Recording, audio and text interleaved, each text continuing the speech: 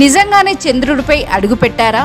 ప్రపంచం మొత్తం సంబరాల్లో మునిగి తేలుతుండగా కొందరు మాత్రం ఈ ఘటనను సందేహాత్మకంగా చూశారు. చంద్రునిపై తీసిన ఫోటోల్లో నక్షత్రాలు ఎందుకు కనిపించలేదు? ల్యాండర్ కింద భారీ రాకెట్ ఇంజన్ శక్తి ఉన్నప్పటికీ నేలపై క్రేటర్ ఎందుకు ఏర్పడలేదు?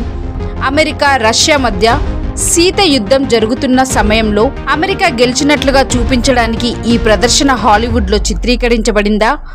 ఫేమస్ ఆస్ట్రోనాట్ అసలు మూన్ మీద ల్యాండింగే జరగలేదని చెప్పాడు. మూన్ మీద అట్మాస్ఫియర్, గాలి రెండూ ఉండవు. స్టార్స్ కూడా కనిపిస్తాయి.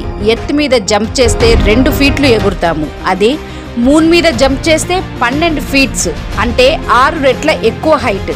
అక్కడ ఉన్న బ్లూ ప్రింట్ అడుగులకి వీడియోలో చూపించిన సూట్కి చాలా తేడా ఉంది.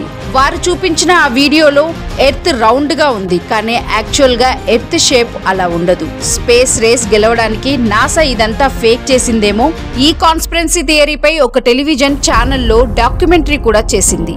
ఆ తర్వాత ఆ ఛానల్, ఆ డాక్యుమెంటరీ తీసిన వాళ్ళు ఏమయ్యారో కూడా తెలియదు.